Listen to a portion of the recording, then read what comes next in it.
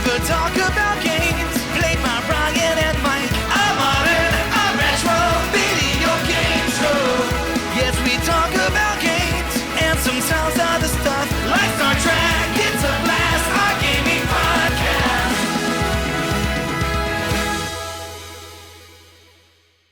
Hello and welcome to another Talk About Games. I'm Ryan. And I'm Mike. Today, we're talking about Heroes of Might and Magic 3 and Sunset Riders. Sunset Riders. Sunset Riders, the arcade game. The arcade game. Man, this is 4 arcade games in a row from me, something like that. What's wrong with that? Oh, I love arcades. You know, when I first started streaming, one of the main things I wanted to do was play old arcade games. Old arcade games are my favorite thing with video games, really. I mean, I grew up playing the NES, but I think the fact that I only got to go to the arcades here and there made it like I couldn't always go. Like, it was like a special event. So, you know, and I always had the NES or the Atari at home. So it was so special to be able to go to the arcades. And then you play the arcades later and you're like, oh, wait a second. What we had on the NES and everything, that was all just a crappy port of what was in the arcades. Like, the arcades are the best thing in the world, and I don't think you should feel bad about talking about a lot of arcade games. Like, it's the best shit ever. I like arcades because there's still mystery in it for me. Like, I've talked about every NES game, Super Nintendo, Genesis, whatever. And there's still a lot to play there, but really in the arcades, it's like, what are those boards inside those things? The mystery from like the games comes from this, like what's happening in the games. If you play through a game completely and you're like, oh shit, I didn't know this or that was like this. Yeah. You might have heard of a game, but until you play a game like through thoroughly, you know, be like, oh, I didn't know on stage 5 there was this crazy thing that I didn't know about, you know. So yeah. So and a lot of times in the arcades you didn't have the quarters or anything, so you got to like stage 1, stage 2. But what is and then you ran out of money. The last stage like? What is that? The boss before it's that? Like, you never saw it. It's like you don't see it. So. You know, Sunset Riders is one of those games that people have a lot of fond memories of because it's one of those Konami 4-player games. And, you know, we always think of Konami 4-player games. We think of X-Men. Turtles in Time. Cowboys of Mu Mesa. Sure. The Main Event. Wrestling. But mostly Turtles, X-Men, Simpsons, that sort of thing. But Sunset Riders was like that. And what made those games special is they had an add-on. Gauntlet. Not Konami. Right. I'm just thinking of me being a little kid and seeing the 4-player games. Yeah. When I was like a little kid and I'd go to the arcades back then in that era, I can maybe only one time did I get to do like the 4-player thing, like because it was usually like me and I'd be like with one friend. I never did like the 4 people thing very often, unless another like some kids that we didn't know came up and used the machine or something like that. So all of the footage you're gonna see from me playing in this are from the 2-player version, and what's interesting is the 2-player version could have been put into any arcade cabinet, but the 4-player version is special. Because it's not just like any other arcade cabinet. It has some extensions to it. And in the arcade business, these are called kick harnesses. And they're called kick harnesses because they added the kick buttons to the Street Fighter games and other fighting games.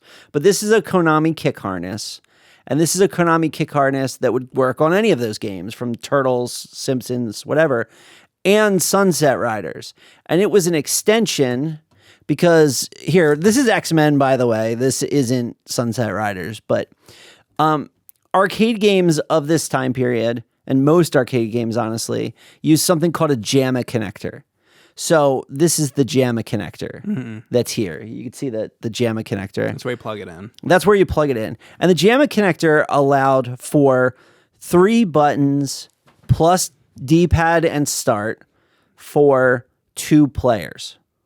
Okay. Now, so the kick harness, just so I understand, I know you plug it in here, but then does the other end go into where the like for the buttons? These go into the bottom. These connectors go into the bottom of the buttons on the control panel. Right? Because this connector here that all arcade games have, the Jamma connector, didn't didn't have room for 4 players. So you take this, you plug it into player 3 and player 4. What this looks like is like an NES. Doesn't card. it? How you plug it in. It's like the same thing, really. It looks like if you've ever taken your NES apart, you know how the 72 pin connector goes into the slot so that it's like a U shape. Yeah. This looks like the bottom. So did these contacts get dirty in the same way? Not really, because you're not pulling them in and out as much. Okay. Although we do clean them when we put them into new games. Another thing, in addition to 3-player and 4-player controls, as well as the kick buttons in fighting games, this game also has stereo sound. But the Jamma connector only supports mono sound. So this connector here is the stereo sound out. Okay. Because and what would that plug into? It plugs into, this is what's called a JS. These are both JST connectors. This is a JST4. Okay. Because it has 4. This is a JST15 because it has 15 pins. Okay. And there's like pins for up, down, left, right. Well, what I mean is this is going into the buttons and this is going into what? This goes directly into the speakers. In the speakers. This is actually amplified sound. This, and that's funny that you mentioned that. People who know what they're looking at would know that this X-Men wouldn't work. This board would not work. The whole thing or just the sound? Well, the soundboard is missing. Now, these boards often had they have capacitors sitting on top. And those capacitors were poorly made and they were coated in a like plasticky mesh, and the fluid would drip down. And the fluid dripped down onto this board, and these contacts here on the bottom of this board here and here are actually missing. I wonder what the lifespan was until that started happening, because they probably didn't expect these arcade machines to be relevant 25, 30 years later, Right. you know? So they made a reproduction board, and I removed this board from here, although I was sad to notice that these contacts were damaged. So how are you going to fix those? So here's how you fix it. There are chips on the bottom of that board that I took off. I removed those chips from that board. They have to be soldered onto the reproduction board. Then the reproduction board is going to have a socket that goes on these pins. Okay. The pins that are broken are going to have tiny little wires run from the missing pin to the chip or surface mount piece that actually the wire trace goes to on the board. Okay, so you have to get a schematic and know where it goes to or something? No, you don't need a schematic because you can just see it. Oh, you you just can see follow it. Okay. Now, but these little holes here are called vias, which go from top to bottom, because this board actually has 2 layers. So see how there's lines on the bottom? So whenever you hit one of those little vias, you're going to have to flip it over and keep tracking it from top to bottom. That is not my... So that's not fun, but Yeah. I was looking at it and I could probably figure it out. But this board, because there's 5 or 6 of these that are bad, Yeah. I went on Twitter, and who did I message? I messaged Voltar. Because he fixes all this kind And of I'm stuff. like, yeah. hey, man, you can make fun of me. Speaking of capacitors... I don't care. I'm like, hey, man, just, you can fix this. You can make fun of me. You can do whatever you want to do. I just need your help. So he fixed my my Turbo Duo. He's fixed a lot of things for me. Yeah. I've sent him... Because it's my fault because I've always wanted another thing done. So with my Turbo Duo, the first time he fixed like the capacitors on it, because the first thing was that wouldn't work. Then he sent it back to me.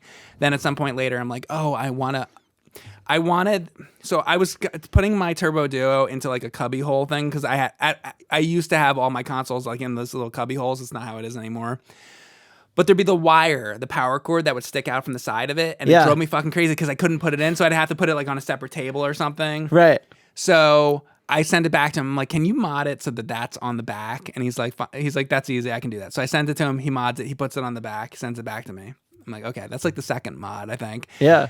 Then I'm like, oh, I get like games like Genga Fukai Densetsu Sapphire and all this stuff, and like these Japanese games. And I'm like, oh, I need this to also play like Hue cards and like Japan only. I don't know. He did like whatever. There's like a third like mod I had him do, and and semi recently there was some other fucking thing I had him do to it. There's like a new board on the inside. I don't even remember. I think I've had to mod that console like 4 times. Right.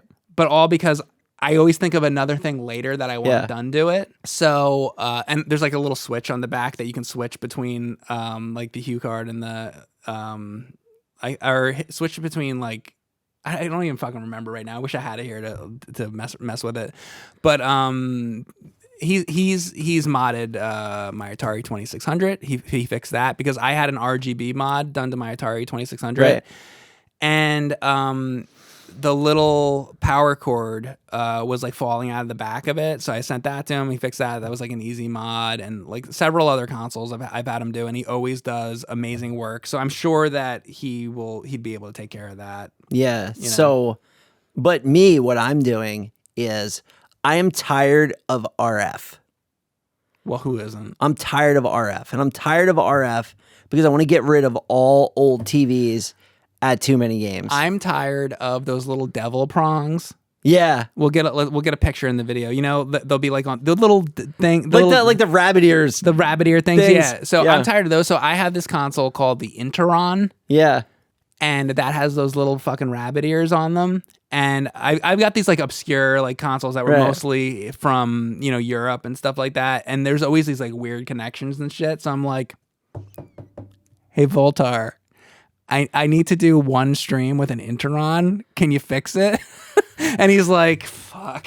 Right. Probably. So anyway, I have made it my goal that by Too Many Games this year, I will have eliminated RF from the game room.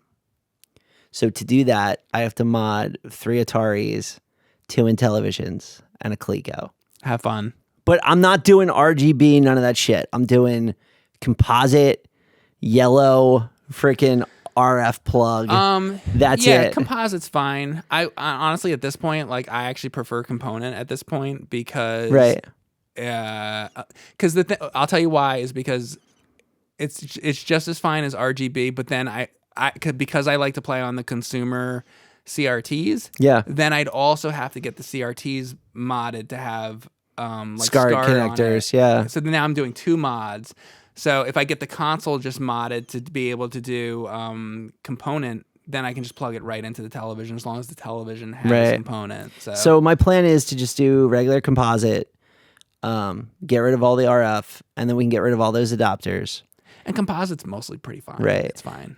But those mods, like where it's a kit, I could do that. But when it comes to like this, it's a little bit much. It's a little much. Yeah. But there will be, if I have to spend $800 and get an X-Men board, there'll be X-Men in Too Many Games no matter what. Yeah. Whether this gets fixed or not. Mm-hmm. But it's going to be, I want this one to get fixed. Here we go. All right. I got a question for you. Sure. Are you like, when are we going to talk about fucking Sunset Riders? We're going to get to it in a second. Okay. But before that, one question. Yeah. So for Too Many Games, I know you've gotten lots of arcade machines. Yes. And they're going to be there. But at this point in time that we're shooting this video, if you could get one arcade machine in the world that could be at Too Many Games that you do not have yet, yes, what would you want to get? So I went to Portland and I went to Ground Control, which is an arcade in Portland, and they had a Paperboy. With the freaking handlebars. Yeah. Not with, let's put a wheel on it. Yeah. Not with, we're messing around. No, I want Paperboy with the damn handlebars. That would be fucking sweet. That would be amazing. You know what I realized too about Paperboy? I know we talked a lot about Paperboy before, but Paperboy is the same exact thing as Twitch. Right. Paperboy is essentially me or the streamer. Yeah. The people that live in the houses are the chat. And all the obstacles, like the Grim Reaper coming out or the trash can coming down the street is like, you're not allowed to stream the Atari porn games. That's the little jockey that runs out. Right. You know, like it's the same thing. And my ability at playing the game is like the Paperboy throwing the paper into the thing and trying to make it. Right. It's Paperboy. It literally, I swear to God, in my mind at least, I might be insane, but I think Paperboy is Twitch. I think it's the same thing. I don't know, man. Could be. I think it's the same thing. Yeah. Okay. Today's Good comment. arcade game is Sunset Riders. Sunset Riders. So Sunset Riders came out in 1991. It came in 2 and 4 player versions. In this video, all the footage is from the 2-player version. There are 4 characters that you can play as, and all the characters represent this crazy, very 90s, like, extreme color palette.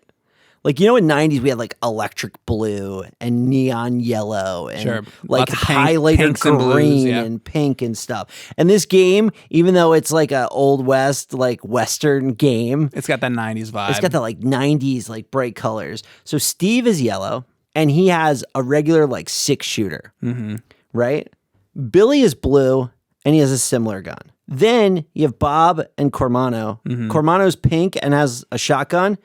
And Bob is green and has like a shotgun type gun. But everybody remembers Cormano because I think his base attack with no upgrades has like a wide shotgun. He's like the Donatello. But I'm going to argue and say that you would much rather have Steve or Billy because when they have their dual guns. If you have the dual guns. It shoots up on a diagonal. And like in this game, the way you want to think about enemies coming at you, and this is like the pro strat, is that enemies come from the corners, right? They're coming from top right, top left, bottom left, or a window. But in your mind, because you could shoot on diagonals, you're always thinking about what's up here, what's down here. And if you have a gun that shoots like in a triangle pattern, you could shoot straight ahead and pick off guys going this way. And the shotgun doesn't do that. Absolutely. I agree. I totally agree with that. Right? Because the enemies in this game don't take a lot of hits.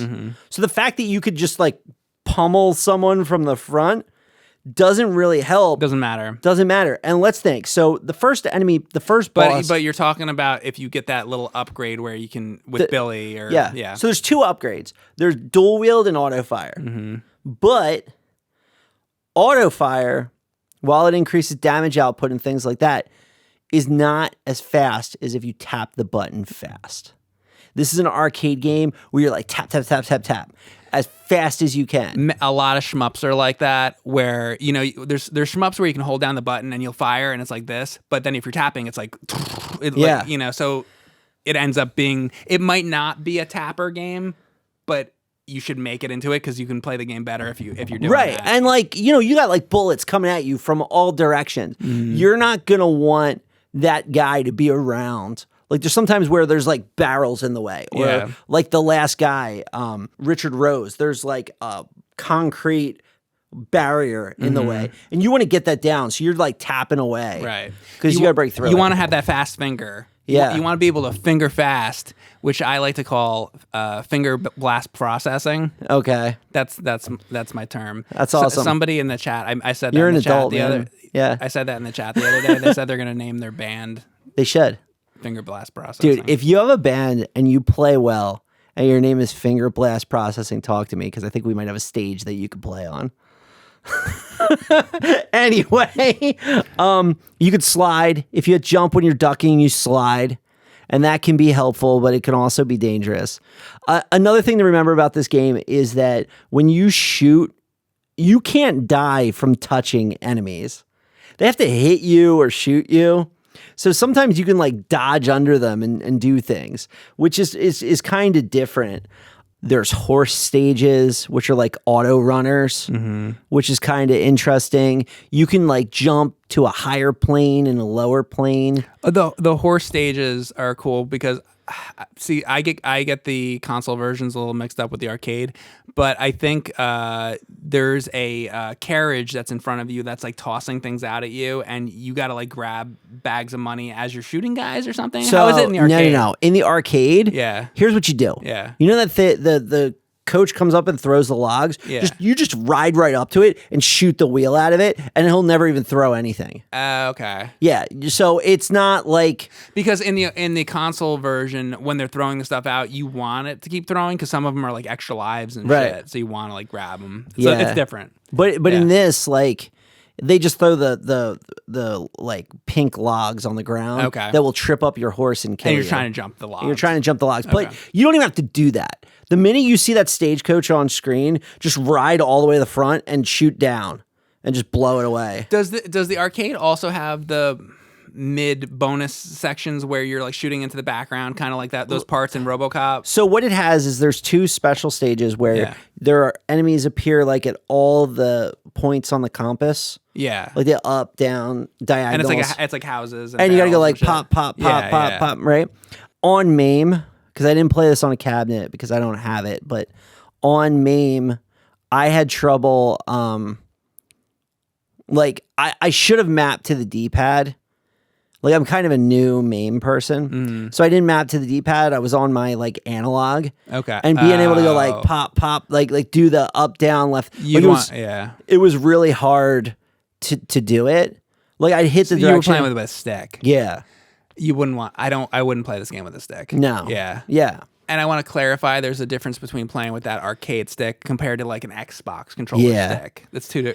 I was playing it on a freaking Xbox One controller. Yeah, you want to use the D-pad on. Yeah, but I'll tell you, this game, even if you're playing it on an Xbox controller or whatever, I hold it like this, where you're like, so you can do that. So you can do that because you have to. Yeah. You know, I was telling Mike before we started filming that it's like, what if I mapped multiple action? You know, because the Xbox controller has a ton of action buttons. What if I mapped like the same action button so I could double tap? I thought where it'd be the coolest game to do that, just for fun, would be Contra 3 Alien Wars. Yeah, where you can switch between the 2 weapons to shoot faster. Like I feel like that would be a good one to do that. Yeah, you know, I was thinking, what if you made a new game and you mapped multiple action buttons and made it so you could do that? Like it was built into the game. Like the game was meant to be played that way. See, that's the thing about doing that is like if you're doing it to an old game, they're not meant to be played that way. So like technically I wouldn't. That's why I said just to do it for fun, because it's like then you're screwing with the game, because I'm very like purist. Like it's got to be done the way it was meant. But if you made a new game and it was meant to be that way, then you got something there. That'd be cool. Yeah. Like I'm thinking like now people play games, like even there are people who are like super skilled, like Spider-Man, like Miles Morales, or like at Devil May Cry, or like these combo based like fighting games. I'm real bad at that. But you're very like methodical, like they're tapping in like a cadence and blocking and things like that. But the like super like hit the button as fast as you can is like a lost art. I think most people don't like it. Yeah. I like it because like I didn't like it like when you're playing like Mario Party like on a controller, because you have to do this. I would end up, because I can tap the button like faster like that kind of like you're doing it like in the arcade. So I would take like the N64 or GameCube controller and I would always go like that because I could do it faster that way. And in the arcade, like if I have the arcade buttons in front of me, like doing like that, I can do it fast. But when you're trying to do like that with your thumb, it's like you can't do it that fast. So that's why you're holding the controller like that. Right. Yeah, doing that. Yeah. I like it because like video games, you don't want to feel like you're just like this like bum you're just sitting with the controller like you know what I mean? Like I want to feel like I'm like engaged, I'm alert. I have my to a point, like where I feel like it goes too far is like the Wii. Like I don't want to be standing doing this. No, that's either. fine. That's fine. But like if the game is just like, oh, now I press jump. Like late at night, I have trouble playing like tactical RPGs and stuff. Yeah. Because I'm like, like I have to play those games in the morning to get value out of them. Okay. But a game like Sunset Riders, I could play like at 11 o'clock at night. Because you're more laid back? No, because you're more like engaged.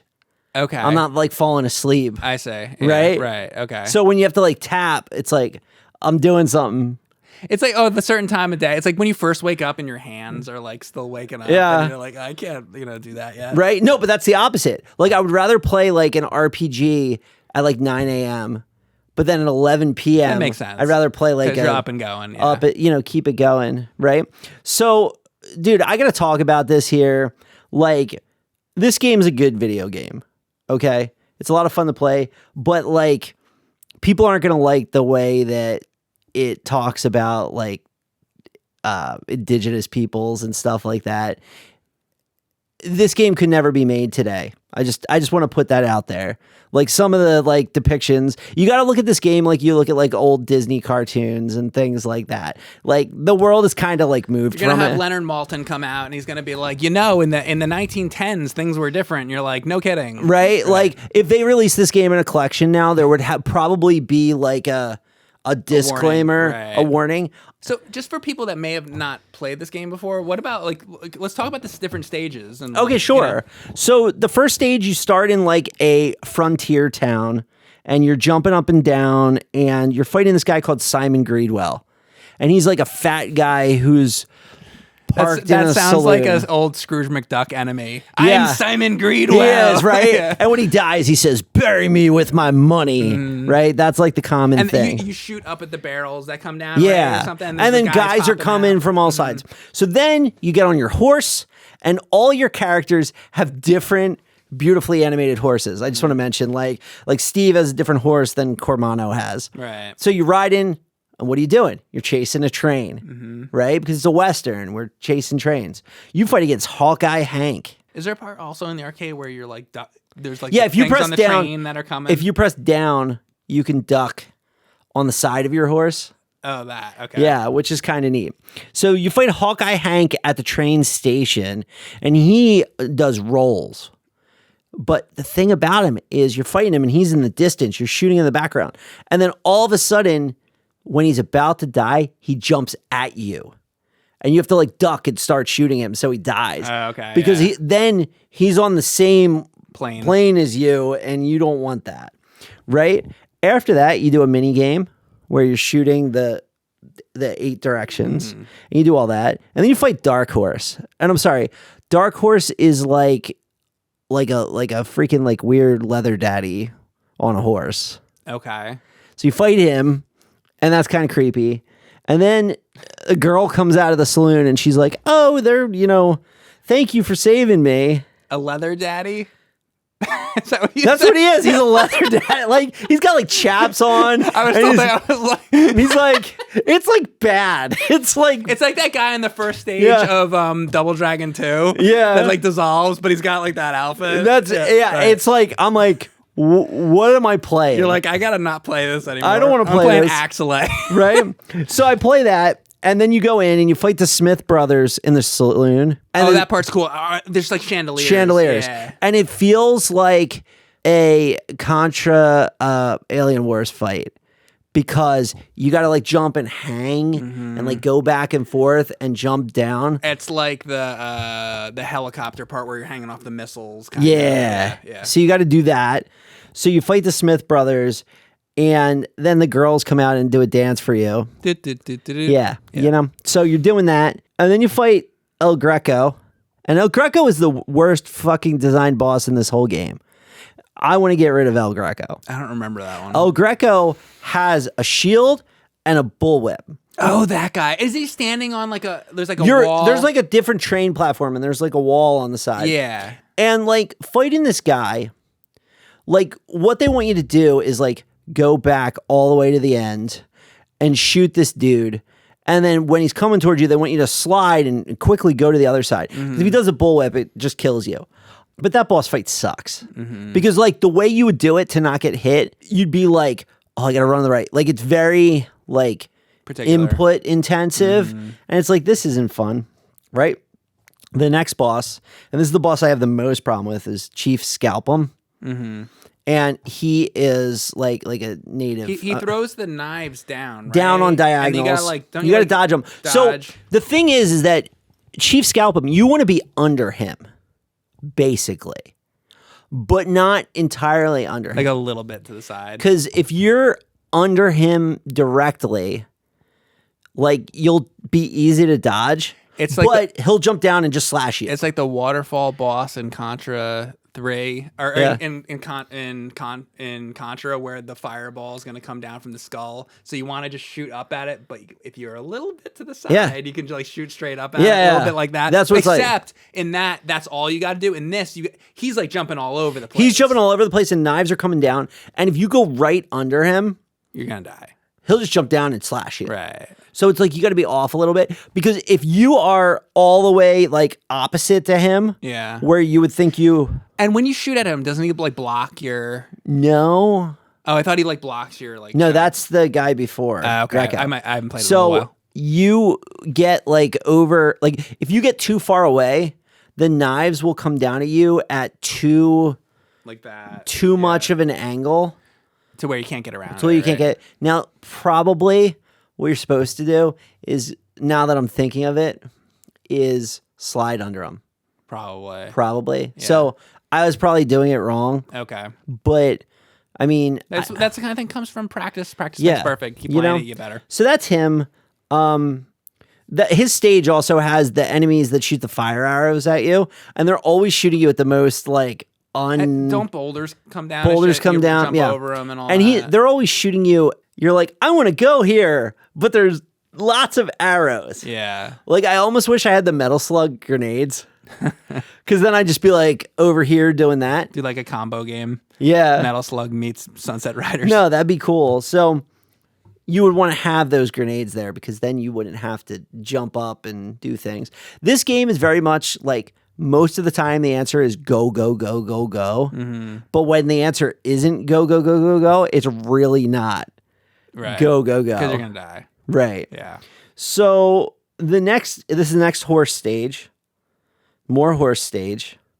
And I'll tell you, after you get through the native stage, going to the horse stage, it's like so much easier. Yeah. It drops down a little bit. It drops down. Yeah. Like, this is probably, It's your little break, your breath of fresh air for a minute. because like the train stage with El Greco is like, that's one where you want to move. Yeah. And then the native stage, you want to like not move. And then the horse stage, you're just like, I just did this stuff. Yeah. Right? And you fight Paco Loco, and he stands on a wall, and he has a machine gun. That's the wall guy I was thinking of. Yeah. Yeah. And He's like bald, right? Yeah. He's like bald bull. Right. I'm standing up there. Yeah. And he's standing up there, and he's like shooting at you, and like that fight isn't that hard. Although if you rush it, he's gonna get you. Okay. You know, because you kind of want to be at like Yeah, a like weird wait and angle, go. Yeah. right? So then you get to the mine, and the mine is where like there's a ton of boulders. But the key thing you have to remember about the mine is all these enemies are on the screen coming at you, but there's always like a bomb or something that you could shoot at, and your number one job is to shoot that bomb, because you can never shoot everything that's coming at you. Okay. But you like slide up, shoot the bomb, go on to the next thing. You'll get through it. Is this stage? I'm trying to remember the stages where like you're kind of like jumping up to the top and jumping down, and then it's like fire. There's quite a bit of fire here. There's fire in other stages, like even stage 1 has a fire element. Yeah. But this one there's a lot of fire. Okay. And you fight Sir Richard Rose. And it's a lot like the Simon Greedwell battle, but just extreme. Is he Evil. he's in a white suit. He's in a suit. Yeah. He's like a rose guy. He's Yeah, got the like rose. roses and stuff. Enemies, like the regular enemies that spawn around him, are like the dudes who are in like the black or like the purplish suits, and they shoot as soon as they spawn. By the way, that's the only part that's harder about the horse stage, horse 2, is a lot more of the purple black suit dudes spawn. And they're like problem. So at this point in the game, you got those guys coming out, and you got this Richard Rose guy, and, And they're he's all doing shooting the- at you. And now the game's almost turning into a bullet hell. From There's what I bullets remember. everywhere. It's everywhere. Right? And you got to like, if you don't kill the dudes. And when you slide, don't you go through the bullets? Yes. That's like your one thing that's like saves you. So the dudes that spawn eventually, if you kill enough of them, they'll stop. So I rid of don't them. shoot at him. You're just shooting at all these guys that are coming at because you. once they're gone, then you can just focus on him. Exactly. So you focus on him and you shoot him, and he falls down off the top, and he's like, aha! And just like so many Westerns, he has like the metal plate. Back to the Future 3. Yeah. Right? He's like, oh, I got the metal plate. So he comes out and you fight him, you kill him, and then you get the credits. Yeah. Yeah. If you're playing this in the arcade and you're near the end, don't like overfeed the quarters, Why? because after you beat the game, like you're you're stuck with the extra credits. Like the Yeah. game just loops. Right. And here you are, and now I have like credits in the I mean, I wonder if machine. like loop 2 gets faster or something. I don't know. Yeah. But yeah, it loops, like the credits stay. So the one thing I always think of when I talk about Sunset Riders is I did a test one time on stream, or I think it was on stream, or maybe I did it on my own spare time, but for sure I did this test. I played the arcade version, I played the Super Nintendo version, and I played the Genesis version because I wanted to know for a fact one of the things I was wondering. Yes. Because I used to always play the Genesis version of it. Right. And, you know, a lot of people will talk about how the Super Nintendo version is better for certain reasons, and there are reasons why it is. And then the arcade version, why that's the most superior version. But the Genesis version has one thing that the other two versions do not have. Okay. It has the lock, which I really like, where you can lock yourself in place and shoot the button, because the Super Nintendo and the arcade versions are more like Contra 1, where you just have to run around and shoot, and it's more like that. So, depending on if you're a person that likes games like that, like the run and gun type of games, if you like it to have the lock, you want to go for the Genesis version. But if it doesn't bother you, see, I'm a person, I like both. Because I like the original Contra, you know, when you're just running around, that doesn't bother me. Some people hate that; they want that lock to lock in place. Then you want to go for the Genesis version. But I like it. I like it all.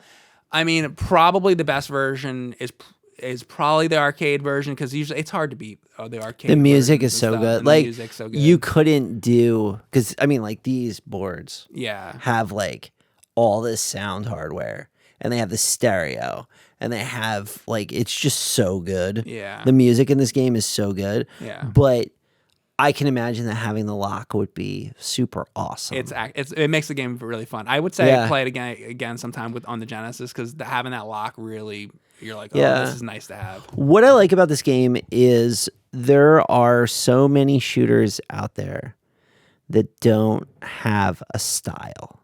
Oh, well, this has definitely got a style. It's got like the brightly colored characters, and it's a Western, and it's not another like, oh, we're shooting aliens. There's so many of there's that. all these like evil cowboy dudes coming at you, and it has all the tropes from like Westerns and stuff, and it's pretty cool, and it's very 90s, and it's very like unique, and the music's good. Like there's a lot to like, but it's also a very simple game. There's only 2 power-ups. There's, you know, the different characters, really, I mean, they're different, but they're not super different other than... That's one of the reasons I like Jackal a lot, because Yeah. it's like you're on the ground, you're in Yeah. a tank, you're shooting grenades, as opposed to it's another space shooter. There's too many space shooters. They need to take that same idea of shmups and apply it to more, you know, in bullet hells. And I would even argue to a degree that Sunset Riders is kind of a bullet hell, you know. And you're absolutely right. The theming of it is so damn good. Right. Yeah. So, like, I think it would be cool. It's like, imagine if they did a shooter where you're like some type of like big game hunter, Oh, that's cool. and there's all these like rhinos coming at you and like different Right. things. Like nobody's ever done that.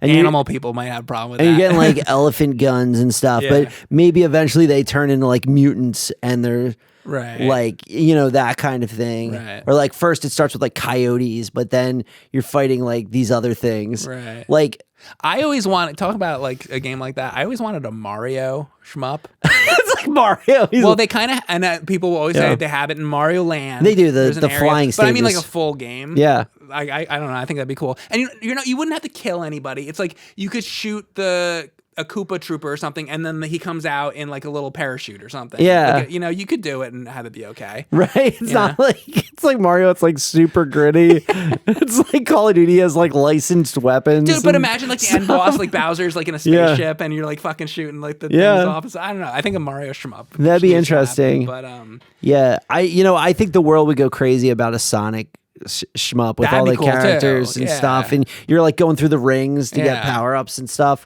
It'd be pretty cool. But, you know, Sunset Riders, you know, despite the problems I talked about, it's a cool game, and the arcade version is super accessible, and it's like a big part of history. I think it's the most unique of the Konami 4-player games because it's its own thing. It's right. It's not licensed. And then, but if you want a spiritual successor, and I was telling Justin that we were going to play this game, and he came to me, and Justin's like, "You better talk about this," or Cowboys of Mu Mesa.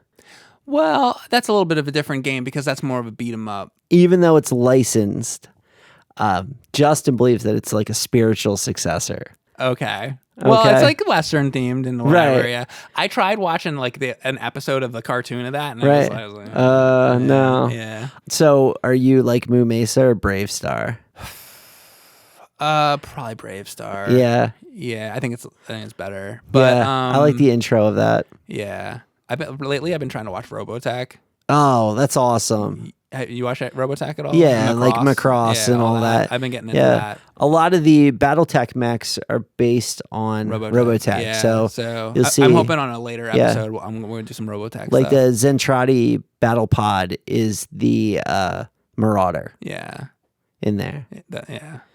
So So what do you got? So what I got from the game I played is a real bad carpal tunnel in my arm. Really? You might notice in this whole episode I've been rubbing my arm because I've been playing a lot of Heroes of Might and Magic, but I'm not blaming Heroes of Might and Magic. But that's like you picking commands and stuff, right? So I sit like, this, and it's not just that. It's like Doom does it to me. Anything with like a mouse and keyboard, I can only play for so long. Well, because you get like the claw. I can do about 2 hours. But when I go more than once I get to 3 hours, my arm starts hurting. I played this game for like 7 hours. And Wow. I can't be doing that because like my arm's been hurting since then. So I gotta like chill out with it.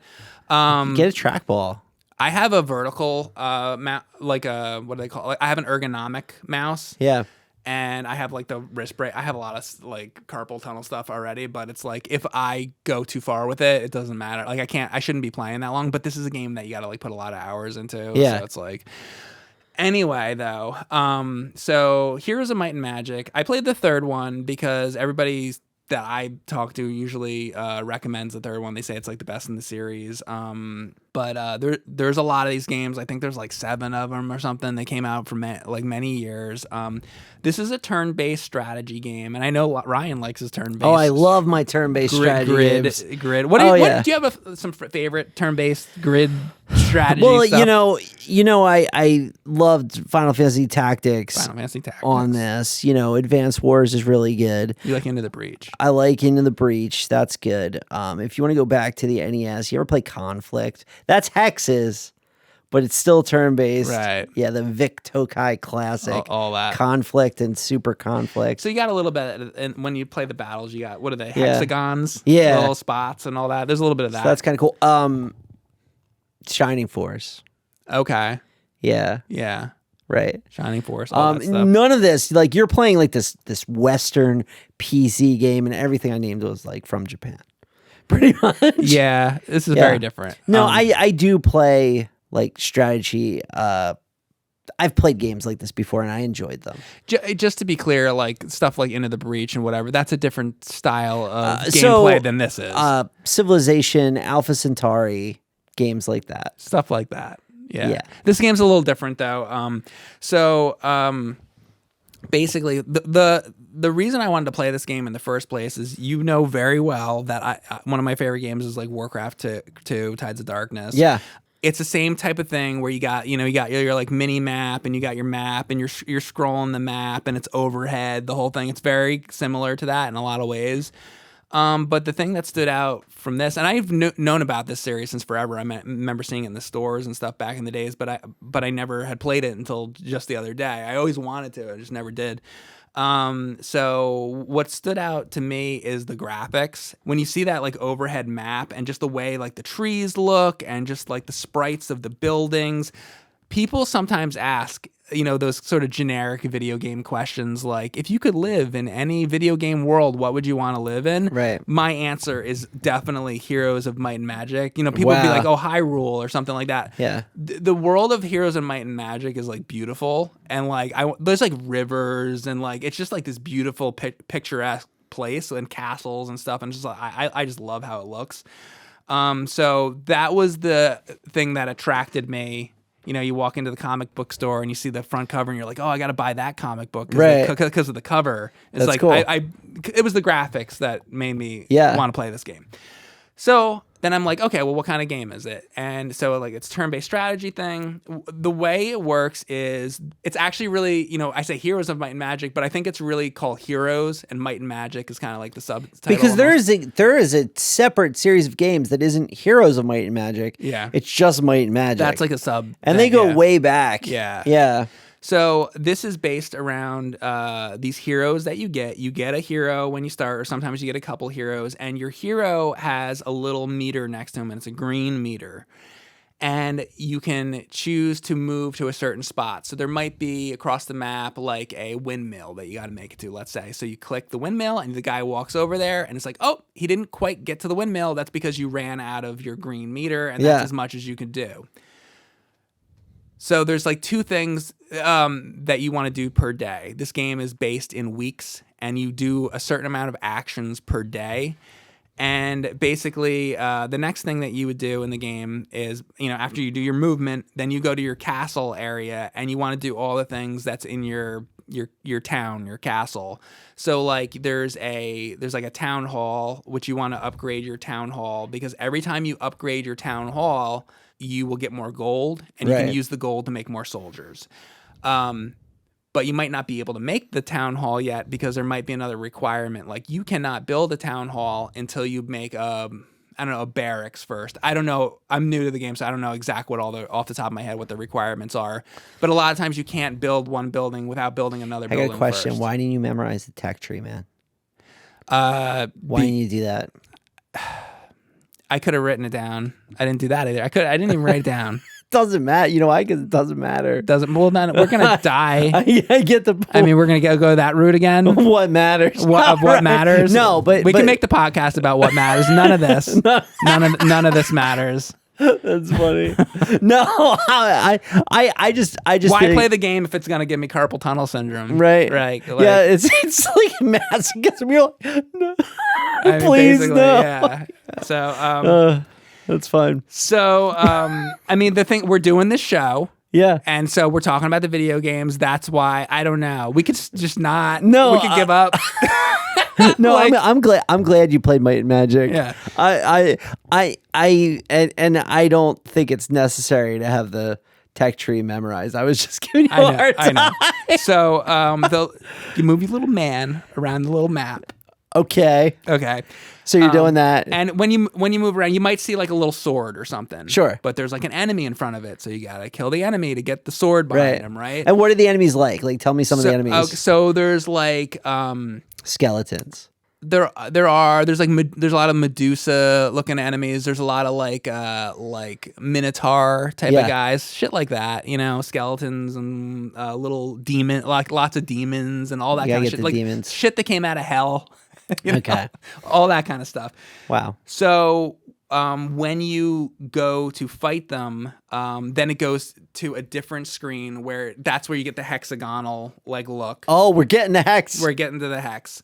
So then you can move your characters like a little closer. What I like to do is I like to get a lot of like ranged attack enemies like archers and monks, because you have these other motherfuckers on the other side of the screen and it's like a demon, but the demon's got a fireball and he's like, aha. If you're just like a little dude with a sword, you're like half dead by the time you get there. Exactly. You got to walk all the way over there. So you need to have like some ranged units. So when I play, I'm like, first thing you want to do is you want to upgrade your like town so you can start getting money. Right. But after you do that, like I want to get those archers and I want to get the monks, and then you can upgrade all these units so you can get like better archers or better monks that and they're the ones that will throw the all the projectile stuff. So you can shoot it, and you can get like ballistas and all that kind of shit. So you want to get your like a lot of your ranged attack stuff. Yeah. So there's the enemies. You shoot them, they die, they're dead, and when they die, you get a little. You can choose either gold or experience, right, and stuff like that, or they might drop like an item. Like sometimes there's a million different types of items. Like they might drop some kind of badge, and then what happens when it goes back to the map? You can click on your character, and then your character comes up, and it's like, it shows all the different little slots like your character has. Like he might get like a breastplate or he might get a crown, and then if you right click on that, be like, well, what does the crown do? It'd be like it might increase your knowledge. What does that do? When you go back to the town, you can buy a book to get magic. And the higher your knowledge level, I think the better magic spells you can do and things like that.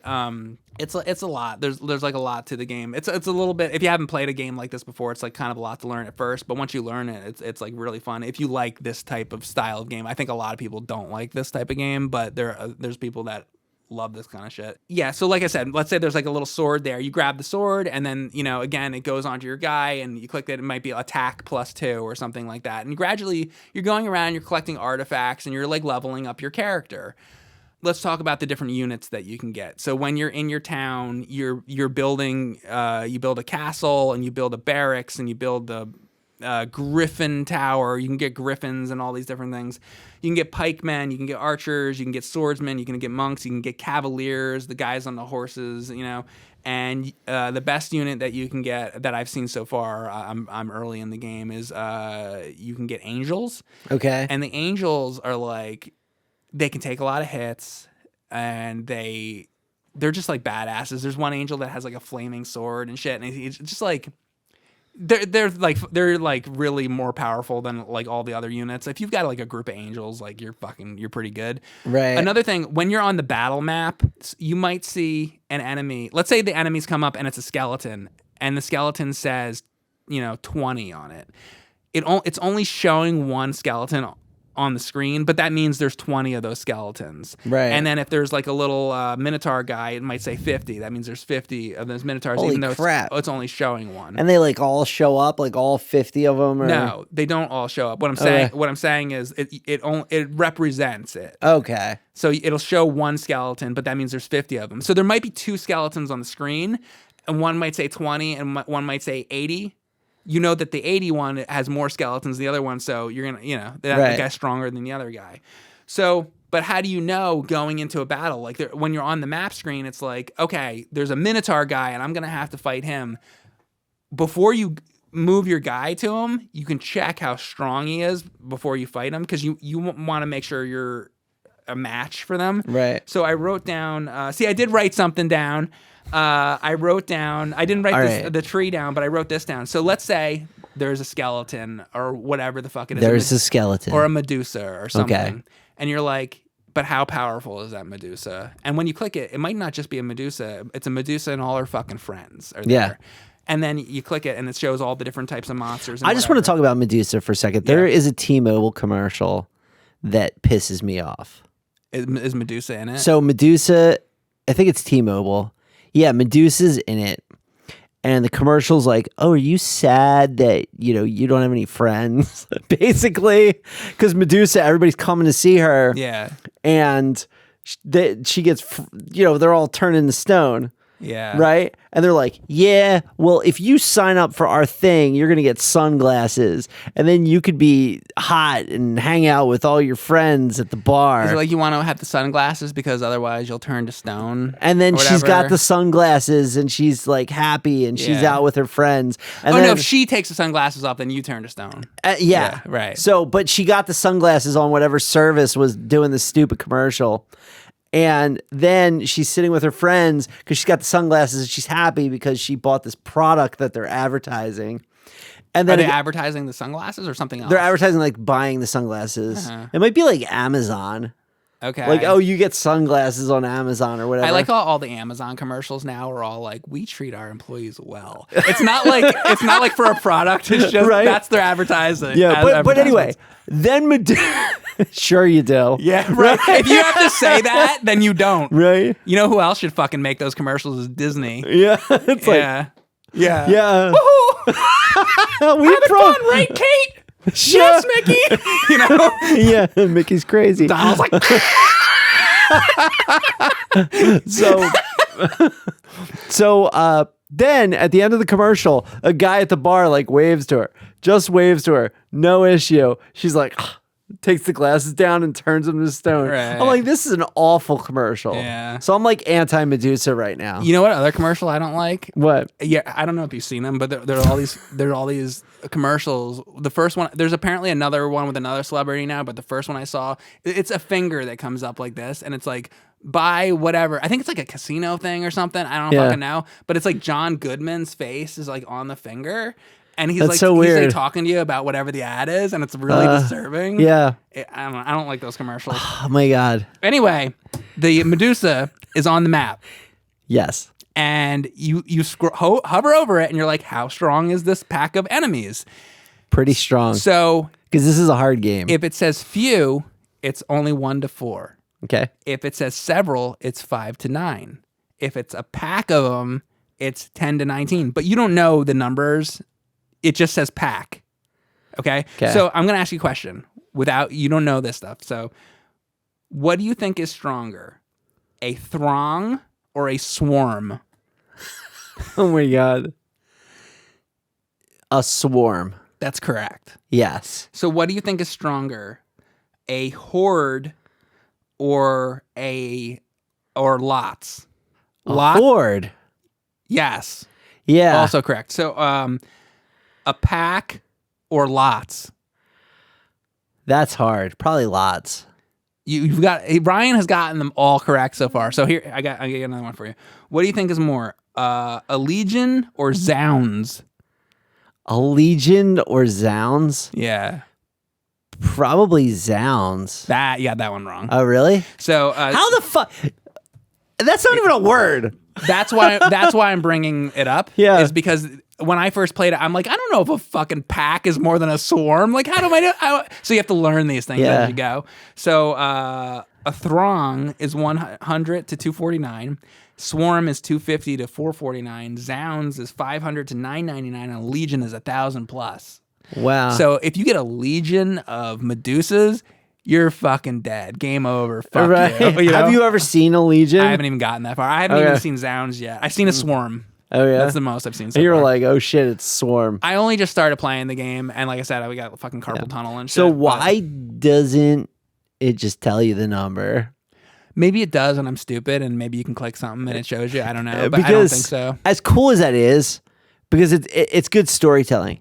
A swarm of Medusas came to the Right. land. You know, that's kind of cool. But Speaking of the storytelling thing, so one of the funny kind of cool things about like Warcraft 2 is in between the levels, they'll show like a little like animation. Yeah. And it's that old like Blizzard animation, you know?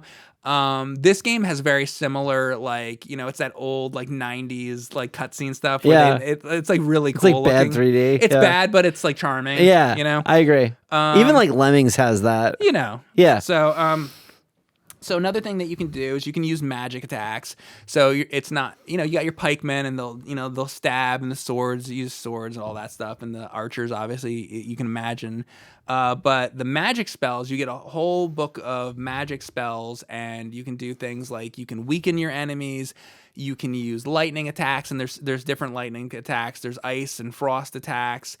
There's one that's cool. It's called like a fire wall, where you can like block off your enemies. So it gets a little bit interesting with all the magic attacks. And I haven't gotten all the magic attacks.